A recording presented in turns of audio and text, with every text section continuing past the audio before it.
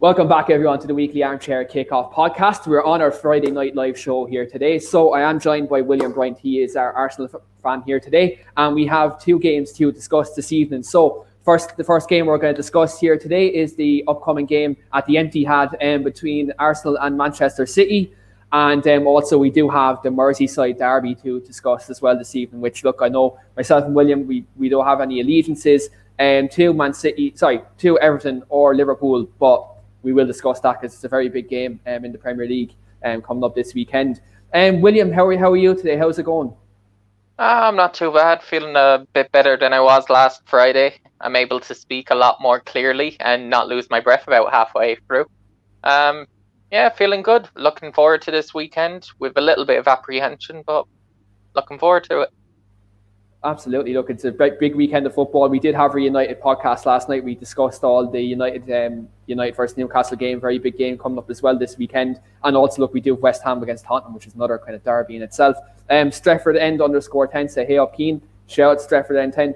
Please do check them out on Twitter.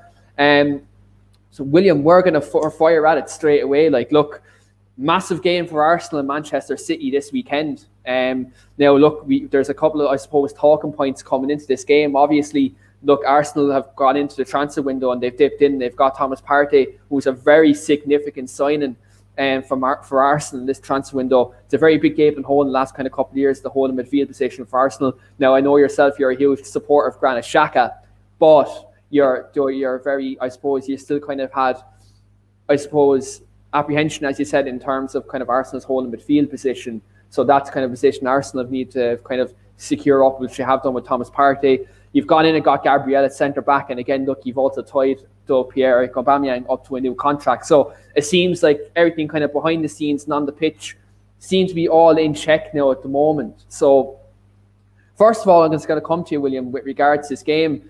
Firstly, I'm just going to ask, how are you feeling kind of Arsenal's kind of start this season in general and kind of the overall kind of leadership of your club under the likes of Mikel Arteta and Edu, and it seems like you're taking a whole kind of new direction than previous years. No doubt. If I'm looking at the start of the season so far, I'm very pleased as an Arsenal fan, especially between off the pitch and off the pitch. It's been very solid. In terms of our transfer window, it was very good. In terms of signing Thomas Partey, that will help. Like you said, I am a big fan of Granit Xhaka, but he isn't going to take you to that next level. He's a very good player, don't get me wrong, and he's very important in the squad in terms of what he does. Genuinely goes unseen. I'd kind of compare him to the likes of, everyone slags him off saying he's not a great player, but Liverpool's Jordan Henderson, in the sense that they play a role that doesn't necessarily get seen, but when they're not playing, you usually miss them. But is Xhaka and the likes of El Nene and Ceballos the partnership that was going to get us up the league and maybe into top four? No. Now that we have Thomas Partey in there, we have that bit of strength that can intercept the play, but he's also got an eye for a pass and he's able to break the lines, and he's just better than what we've all had, and he's definitely going to be able to bring us to top four quality. As well as that, Saka signing a new contract, Martinelli signing a new contract, their eyes for the future.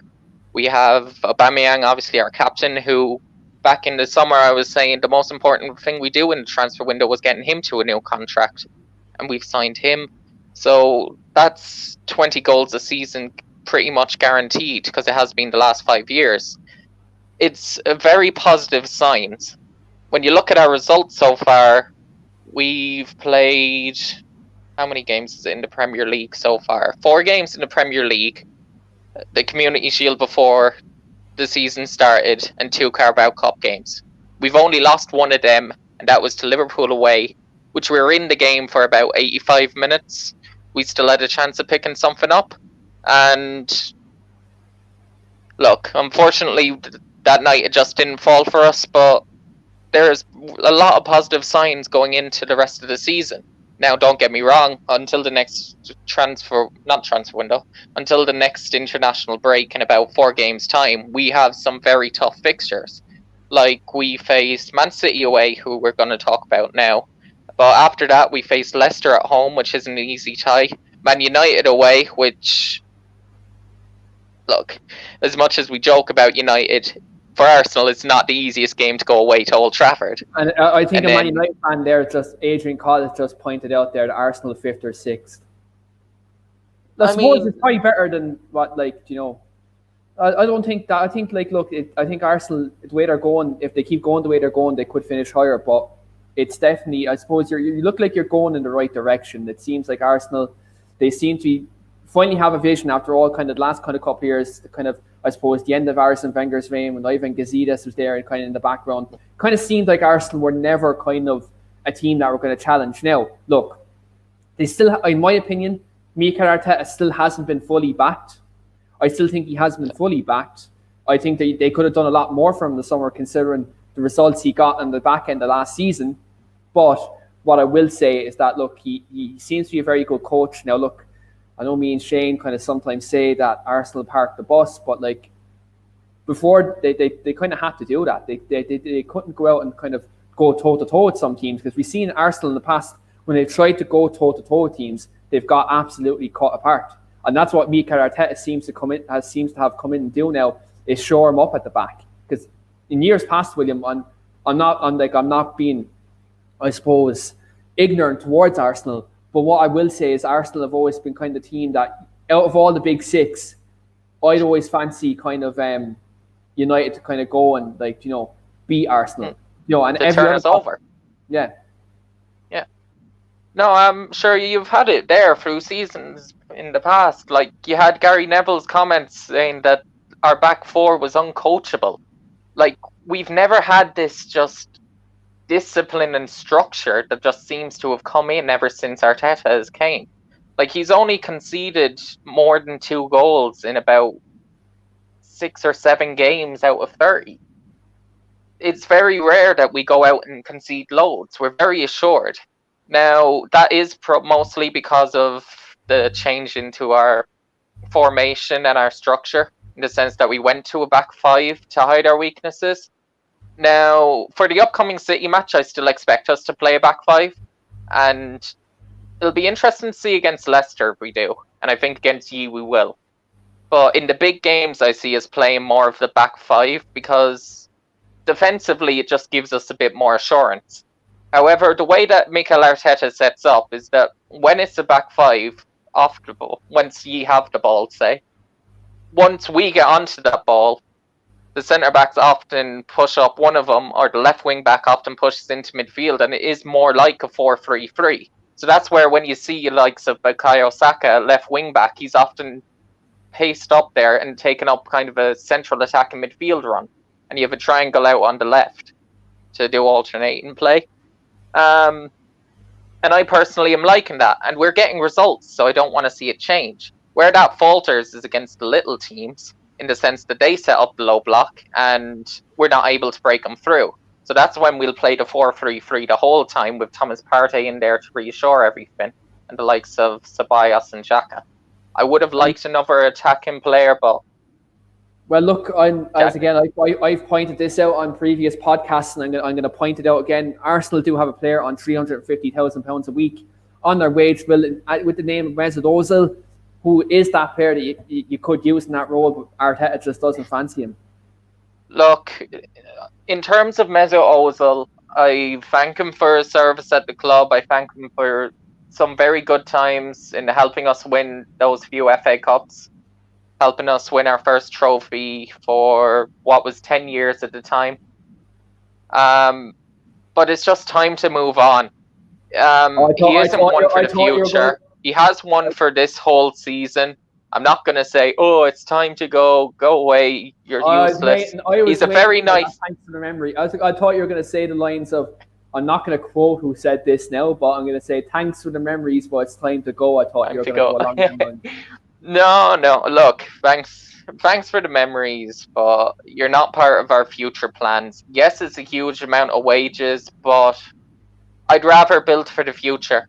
I'd rather give someone like Emile Smith-Rowe a chance, who unfortunately got hurt at the beginning of the season, who will probably get a few games in the Carabao Cup and Europa League, because he could impress.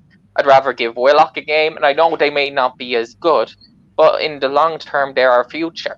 And we'll be able to sell them on for more money, or they'll become world-class at our club. So I'd rather see that coming in the future than play Mesut Ozil for this one season, which won't even get us. It wouldn't reach us to a Premier League title, let's say. Would it help us get top 4? I don't see it making that much of a difference. And like I know that's very good points that you're making, William. Like, look, I suppose there's pros and cons to playing Mesut Ozil. Well, I'm just going to come to one of the Facebook comments here because we can't display these on our screen for some reason with the way we stream these. Facebook comments only come up, but the Twitter and the YouTube do. So if you do leave your comments in, whether it's on Facebook, Twitter, or YouTube, don't worry, we get them in because we do love the interaction on this channel. Michael Clarkson, who was on our channel for the previous Merseyside Derby preview, he's left in a comment here and he said, "No Celtic versus Rangers built up, tut. Michael, I'm going to be honest. I love Celtic.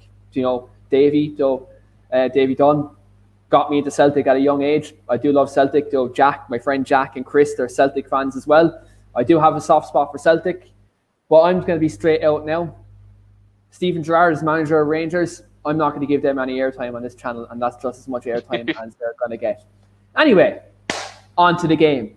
So, with regards to the game, obviously, look, tomorrow, William, it's massive fixture, massive game. Like there's so much, I suppose, permutations, coming up with this game. Obviously, look, City have obviously lost Kevin De Bruyne, who, look, universally, we'd both agree right now, probably the best midfielder in the league. Do you know what I mean? He's top midfielder, unbelievable.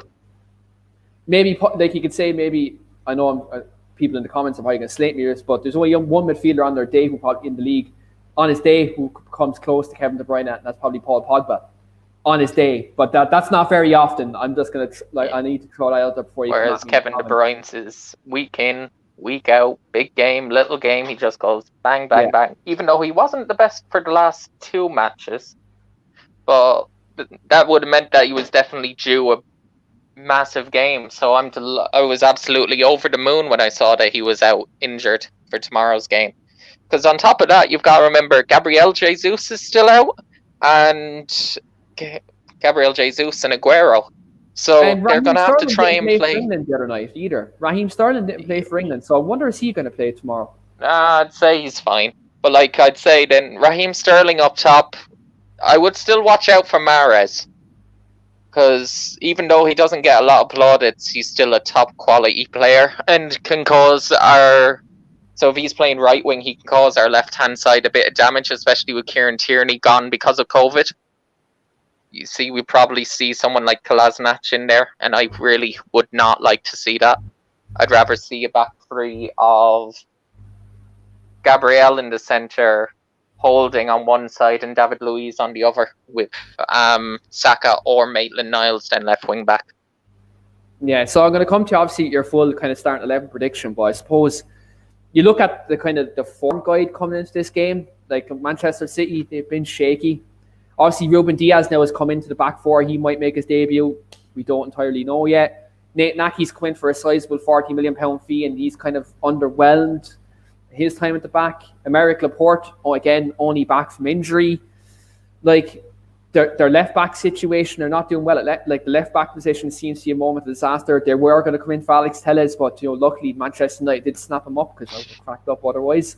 But, in that respect, Sterling's out, because he didn't play for England the other night either. But again, there's a lot. We have to win this game. I think with this, for Arsenal, in my opinion, with this, I think it is such a great time for Arsenal to play Man City, considering Arsenal's form coming into this game, considering City's form, and you also have to consider City's injury list. City's injury list. There's one thing I'm going to state now. I'm tempted to put money on it. Put money on a Delap goal for City. Because it reminds me of a time that Arsenal played Man United and they had injury upon injury. And next thing you know, they had to give a first Premier League start for a young Marcus Rashford? Yeah. Sometimes these things can get in the heads of the team saying, they have so many big players out that they overlook them. And that's something that cannot happen. I just hope they keep their heads. And I'm sure Arteta won't let them, but it doesn't fill me with as much hope as it should, because City have quality all around regardless. Yeah, like look, I suppose like look, I'm just going to come to you obviously with your predicted 11, Joe, for tomorrow. So like I know you have a bit of variety that you can have in there, in that respect. I was going to get your predicted 11 just before I get your predicted 11. Stretford then 10 has a question for you, with regards to this. Stretford _10 said, "Can you ask your man if Aubameyang will start?" From what I can tell, I would have thought so. Yeah, he's been training with us. The reason why he was a doubt was he got quite a nasty tackle during the Sheffield United game, which went on his ankle. But he played on through that. Now that was kind of niggling him, and that's why he didn't play for Gabon. But he's been training for Arsenal, so he should be playing. Yeah. Hopefully, for my fantasy football, he's starting tomorrow. I've taken him out my fantasy. Scott Murphy, shout out to Scott, Joe. He's a podcast regular on our United show. He said Thomas Partey to run the midfield. I absolutely agree, Joe. Thomas Partey, for me, he's a fantastic player. Stretford N10 echoed what I said about fantasy football. He's in my dream team and don't want to take him out. Yeah, like look, I'm the same. I had Paul Pogba in the team against Tottenham, and we all know how that worked out. I'm not going to talk about my fantasy because it would look so terrible if I said who I have in my team instead.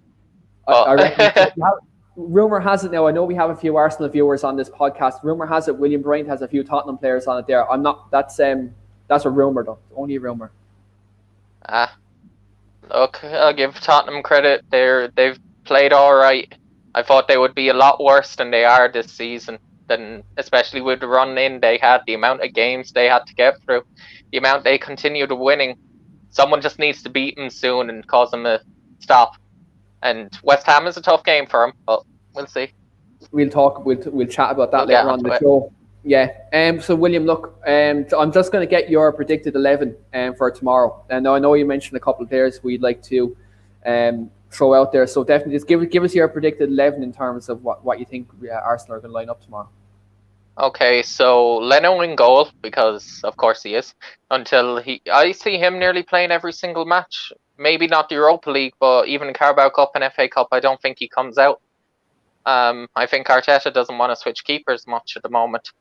But obviously for the Premier League, you keep him in.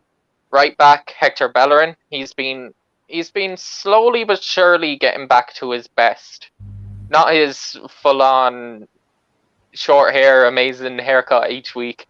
First season in the Premier League best, but he's been showing a lot more quality. Then I'd say Rob Holding, Gabriel, and David Luiz. And then I'm going to say Bukayo Saka left wing back. So I'm going to 5-2-3. Tierney. No, Tierney won't be able to play, sure, with COVID and everything. The Scotland aren't going to let him off. And even though he's negative, he was a close contact. So that's their rules. I have to deal with it. It's really unfortunate. If he was playing, I'd play Tierney in the 3. I'd probably play Tierney, in the 3, in the left centre back role, with Gabriel in the middle and then David Luiz on the other side. Personally, I can see that being a 3, and then definitely Saka. You see, with the Holding one in there, it gives Maitland-Niles a lot more of a chance. You see, when we play Maitland-Niles, we're a lot more solid defensively, but we're not as fluid on the attacking sense. Whereas when we play Bukayo Saka, we're a little bit more suspect defensively. However, he can still do a very good job there. But when the runs he makes moving forward just seem a lot more dynamic, and he's able to play better through balls and break the lines nearly. He's very good in that sense. So I'm looking forward to him in the future. So I'd start. Screw it. I'll say Bukayo Saka left wing back. Then my midfield 2, even though they're both similar-ish, I'm going to say Xhaka and Partey. I think he leaves out Ceballos for this. So you're basically saying Arsenal park the bus. Yeah. It's Man City. It's within reason. Do you know what, William? I can't even slag you about this because Ollie parked the bus against City 4 times last season. So, look, I can't even slag you about that. It's parking the bus, but once we get the ball, you're not going to see all these 5 defenders and these 2 more holding defenders who are able to play it forward very quickly. You're not just going to see them sit back. When we get the ball, we are going to play it around. Even though we have a defensive structure, we're still very fluid in the way we attacked, and I've been very impressed with how we're playing. But anyway, I'd say them 2, personally, because I think you'll want a bit more structure. However, he could play Ceballos next to Partey, but I just think he starts Xhaka. But with Kevin De Bruyne out, then he might play Ceballos for a bit more creativity because he sees that we might have a bit more of the ball. If you get me. Yeah. Then left wing, Aubameyang. I'm going to say striker. I hope Lacazette, personally. Right? Don't get me wrong, Eddie Nketiah is good, but he's just not. There's something missing with him at Arsenal. It's almost like I feel like he'd need a loan to go out there, but I know he went on loan to Leeds for half a season. He didn't start much. He often came off the bench and got a goal here or there, and then he had a decent end to the season. But there's something in this game that just isn't clicking. And I feel like he needs a few goals, but it's when you have Lacazette there, who honestly should have started against Sheffield United in our last match, who before that had scored 3 goals in his 3 games. He's our most on-form player. He's our top goal scorer at the moment. Lacazette has to start. And for me, this time I'd start Pepe. It's the first game I would drop Willian out, because I think him running down that right wing against their left back problems, he'll cause them nightmares when he's on form. And then you can bring Willian off the bench if you need to. Who's a nice player to bring on. Yeah, he's a good player. Willian's a good player. I like Willian. So look, I suppose if we had a Manchester City fan, we'd ask them their predicted 11, but as you can see with the stadium in the background, they don't have any fans. So in that respect, I'm going to get that dig in. Have to get that dig in at some point on the show. There it is. I know, Terence, I know you're probably not watching at the moment, Terence, but I do apologise. I do love you really, boy. I really do. I'd say even some City fans would struggle with their predicted lineup with all the injuries and everything that's going through. It's hard to know what City will look like. Yeah, 100%. I do agree. Obviously, look, William, I'm just going to get a quick fire score prediction from yourself because we do have to talk about other games. So I'm conscious I don't want us to go over tonight. So can I just get your score prediction for tomorrow's game? Right. Let's go confident. Right. My heart says 2-1 Arsenal. My head says 1-1 or 2-1 City. Okay. So I'll say 2-1 Arsenal. Okay, I was about to say we need a definitive kind of answer. So that's it. So okay, come on, boys, we're gonna do it. Yeah, 100%. So William has said 2-1 Arsenal. If you have any predictions in terms of this game, lads, in terms of you think City are going to win, you think Arsenal are going to win, do pop into the comments. Do let us know. If you are watching for the first time, you've only caught up since the start of the show, do give us a view on YouTube and get your comments in. And look, we will engage in the conversation as we always do on this channel. And look, I do have an interview to release for you later on. Me and Jamie McMurphy interviewed Ryan Spillane from Bellator MMA this evening. So that's going to be released tomorrow morning at around 10 o'clock. 10 o'clock that'll be released. I'm conscious about the football. I've a bit of work to do tomorrow with the football, so hence why release in the morning. William, on to another topic of conversation here tonight is obviously, look, the Merseyside Derby, which is the early kickoff tomorrow. Unlike previous Merseyside derbies, Everton are bang on form. They've been the surprise package since they've since they've started. They've got James Rodriguez in. They've got Alan, Decore from Watford, which I think was their most important signing there. He's been an absolute revelation in midfield. And then you look at, Calvert-Lewin. Calvert-Lewin is playing unbelievable. I liked Calvert-Lewin when he's playing in the younger England age groups. I did rate him, though, because he was in that kind of bracket with the likes of Jadon Sancho and Phil Foden, when they were coming up. But Calvert-Lewin has been unbelievable. And shout out to Sean Dowley on our podcast when we done our start of the season podcast. Sean Dowley did say that Calvert-Lewin will be the player to watch this season. So fair play to Sean for giving that one a shout. And fine for Everton supporters who are watching. From a Manchester United point of view, I'll be honest, I'm crapping my jocks over Everton this season, because I think that they might be a team that might knock us out of the top 6 with the way we're going at the moment. If we don't kick up our form, Everton are a threat. They are. And look, I know the United fans will probably come at me for saying it, but I'm just being real. at the moment. They've no European football or anything like that, so they are going to be a threat to top 4. But William, I'm going to come to you with this obviously as well, because Liverpool themselves, they're on the back of a 7-2 defeat from Aston Villa. Now, again, look, you got to celebrate that win. I didn't, obviously. We all know what happened that day. But Liverpool look like to have their problems at the back. And Alisson is out for this game as well. And it's at Goodison Park. It's not at Anfield. Now, look, I know the fans are not there to play a part, so there's no kind of mental edge there. But do you think this is probably the best time for Everton to play Liverpool, considering that they're on the back of a 7-2 defeat? And also take into consideration Everton are flying on form, they're full of confidence at the moment.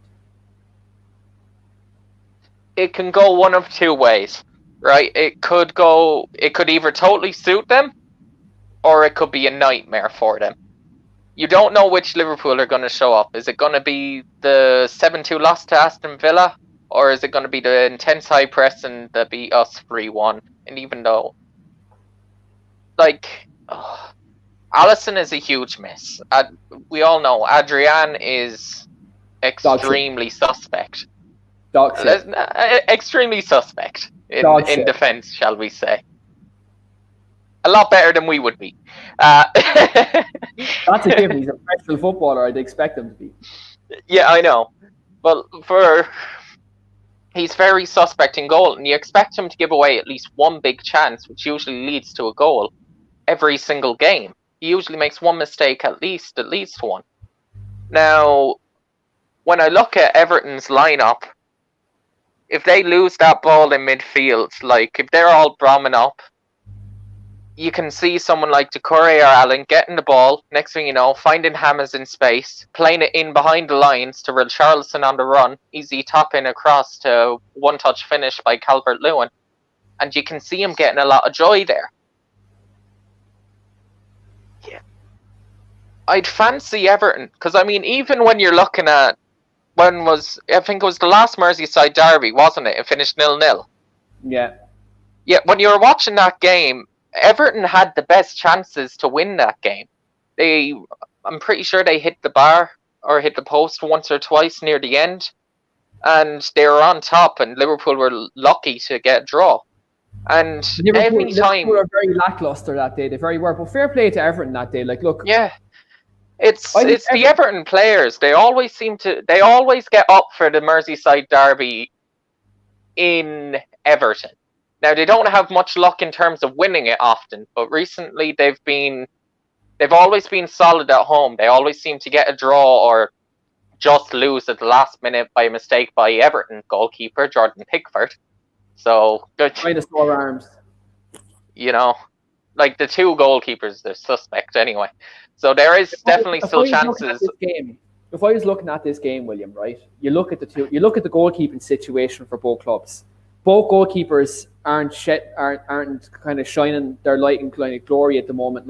Pickford. No, there's a reason why both teams were linked with new goalkeepers on the transfer deadline day. And I think Everton got a sub goalkeeper. Everton wanted Sergio Romero to come in, but Man United were dickheads, which I won't get into. I'm pretty sure they got a sub goalkeeper in, all right, but we'll see. Yeah, but like I look at this, right, and I really have to be honest about this. People are calling me biased now with my Man United connection, saying that Everton are going to win tomorrow. But I'm going to say it. Like I think Everton are going to win this game tomorrow. Liverpool are on the back of a 7-2 defeat. They've looked shaky in recent games. Now look, I'm not taking away Liverpool's front three. They're absolutely amazing.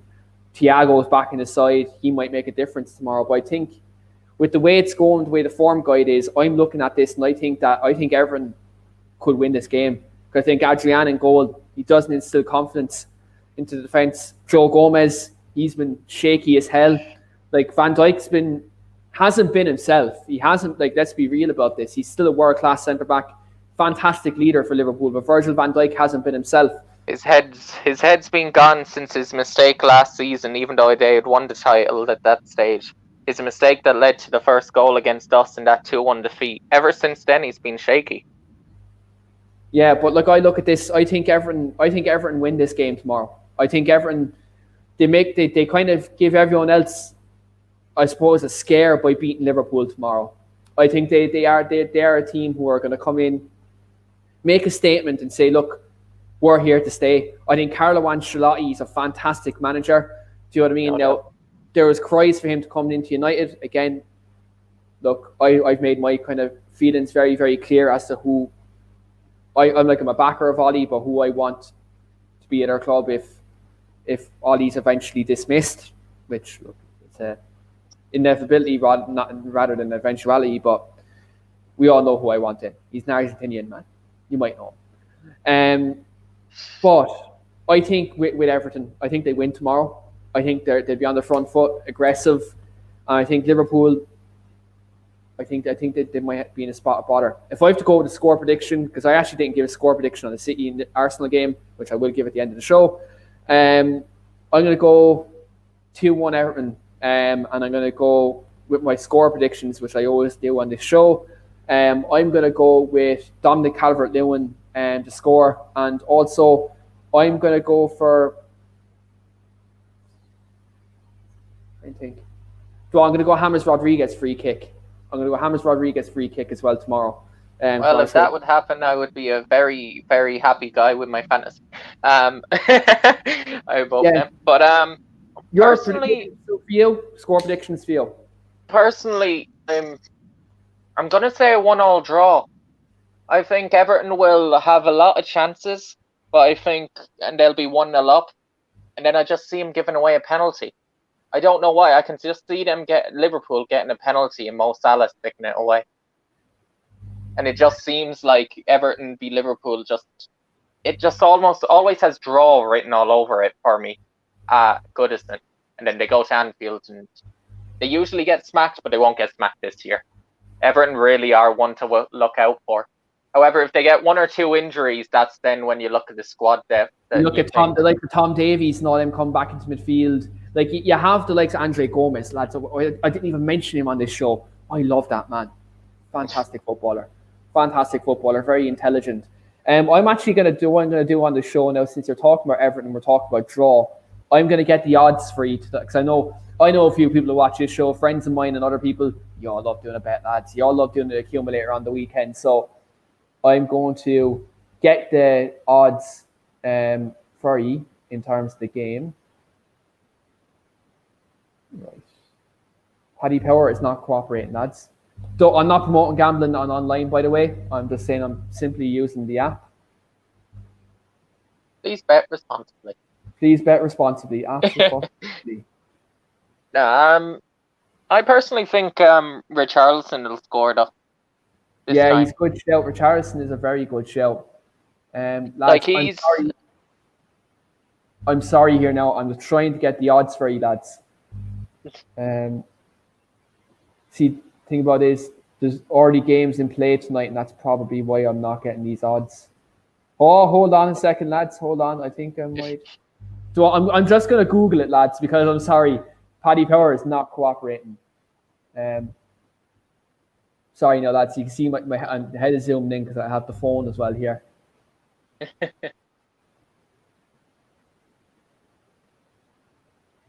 2 seconds now, lads. I get the odds for you now. Here we go.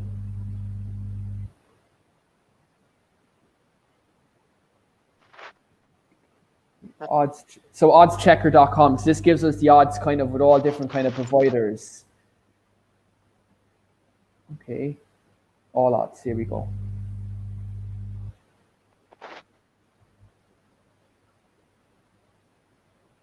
These are weird odds. Hold on.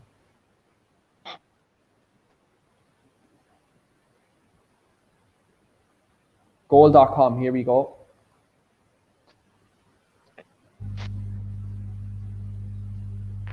You know if Henderson is back? I think Jordan Henderson might be back for this game. So to give you the odds, lads, Everton tomorrow, if you fancy a bet, are 11-4 to win tomorrow.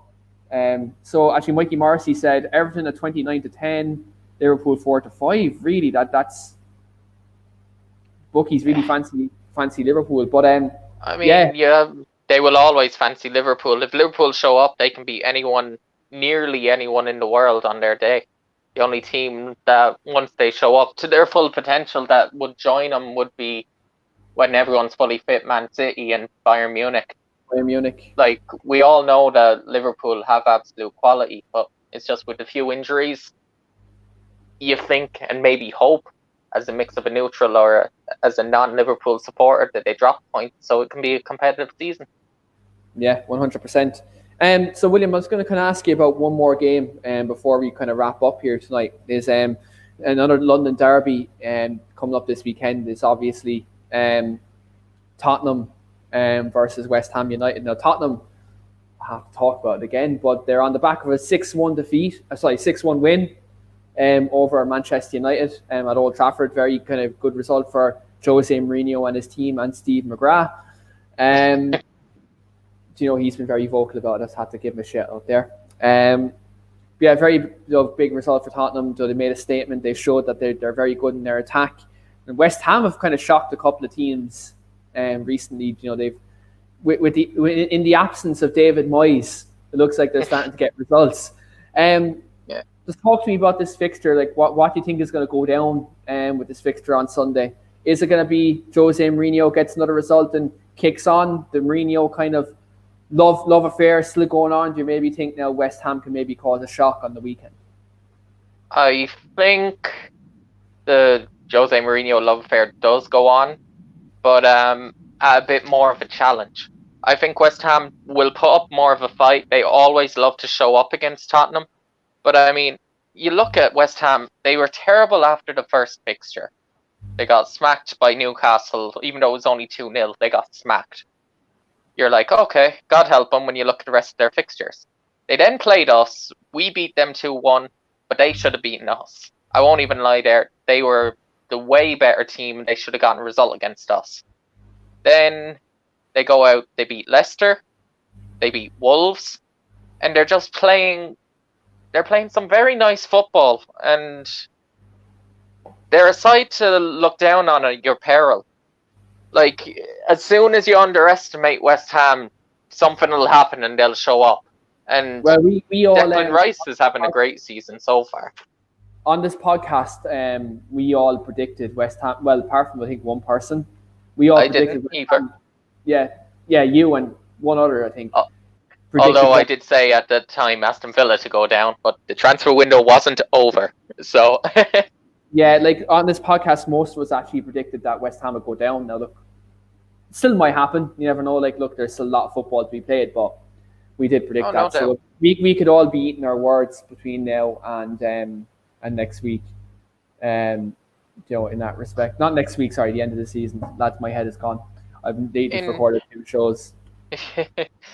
In terms of this match, it'll be interesting to watch. I think West Ham will get off to a good start, and you'll see them attack Spurs nice and early.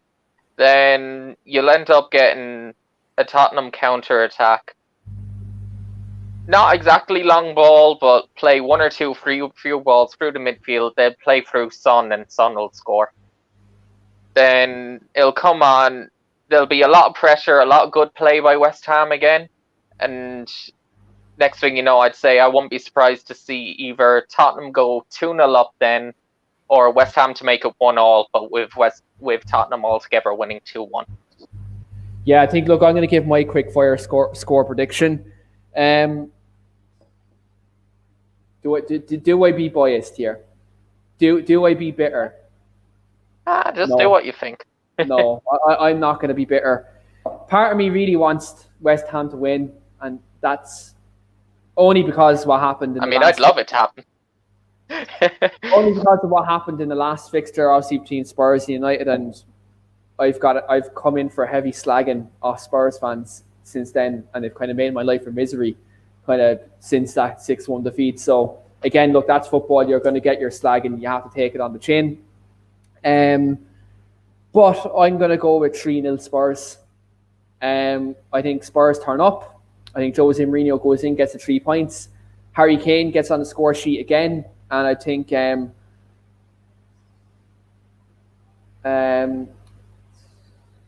go Son. I'm just going to take the easy route out. I think Son will get on the score sheet. I think, Harry Kane too, and the Son kind of third goal. Harry Kane is becoming a great creator at the moment in terms of his ability to fucking ping out a pass and just his distribution at the moment. It's like he's slowly but surely changing his game in the same way that Rooney was. I was just about to say it. I was literally on the tip of my tongue, like he did. And he's just such good. It's annoying to say, he's just such good quality. You just look at him and you think, God, I hate you because you're so good. It's when you play for a rival. Like, I think of him nearly in the same breath as like Wayne Rooney at this stage. I know you're probably going to shake your head, but it's just at that moment, it's like he scores some great goals. He's able to pick out great distribution so far. He's able to score worldies, tap-ins, headers. You just fear when he's there. Yeah, when he's gone, it's a big relief. If he didn't have his injury problems, he definitely would be up there. Yeah, I'm an Arsenal fan. I know. One thing I'd say, right, Wayne Rooney has 208 Premier League goals and 103 assists. So if he can reach that level, fair play to him. I think injuries might halt that. It might halt it. You never know. But I think Wayne Rooney is so underappreciated. So by United fans, I think massively. I think Wayne Rooney is so underappreciated. I think in the Premier League, so underappreciated. I think for England, so underappreciated. It's unbelievable.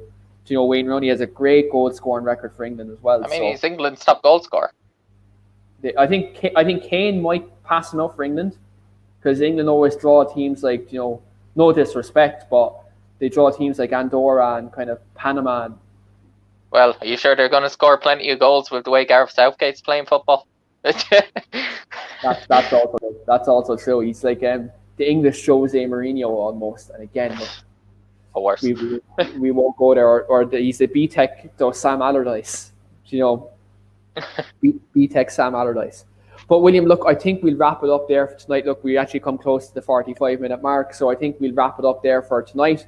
So just to give you a bit of information, obviously, look, I said earlier in the week that we do have our giveaway, the weekly Armchair Kickoff giveaway.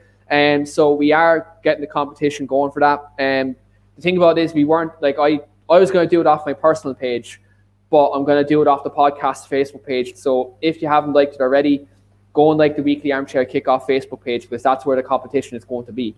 And across our Instagram as well. The reason why I haven't had it up yet is because I have to find out the rules and regulations about doing giveaways on Facebook, because I don't want the Facebook police to come at me and get the page taken down. So I do have to make sure we follow the rules and regulations. As someone who works the podcast who does giveaways taught me about that. So I just need to make sure that we are following the right rules and regulations. It's going to be an Ireland jersey, what we're going to give away. So whoever wins the competition, I will order an Ireland jersey for you directly with your name on the back of it, and I'll get it delivered directly to your house. So obviously with COVID-19, looks like we're going into another lockdown, obviously social distancing and all that. We have to obviously follow them guidelines. So that's what I will do. I will order an Ireland jersey for the winner of our competition, and you'll have your name on the back of it. And whatever your choice of number may be, obviously I'll contact you at that point in time. Also, as I mentioned on the show, we did record our show with Ryan Spillane from Bellator MMA. So myself and Jamie Mackie Murphy did talk to Ryan about his MMA career and other MMA related topics. So that show is due to release tomorrow morning at 10 o'clock in the morning. I am over at Madrid United as well this weekend. So do catch me on that. I will throw up the details for that as well, with regards to that. And also, regardless of what happens in tomorrow's game against Newcastle, Keen on United will be back this Sunday as well. We will have our Man United show on Sunday reviewing the game. So I do have a couple of guests arranged for that as well. Some new, some normal guests, old guests. So do tune in for that. And Dale O'Donnell is making a comeback onto this channel as well from Stretty New. Shout out to Dale, does fantastic work over there. So do check that out as well. And as always, look, do like, share, and subscribe to the channel. We do have a lot of content coming, so I really do everyone's support. Like, I really mean this when I say it. Like, I do appreciate everyone's support and everyone's comments, whether it's good, bad, or indifferent.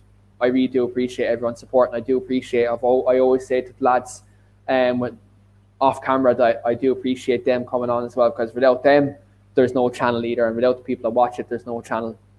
So look, I really do appreciate everybody, every single last one of you, who do appreciate the channel. And we're nearly at a milestone as well of our first 100 subscribers. So we're literally 2 subscribers off it.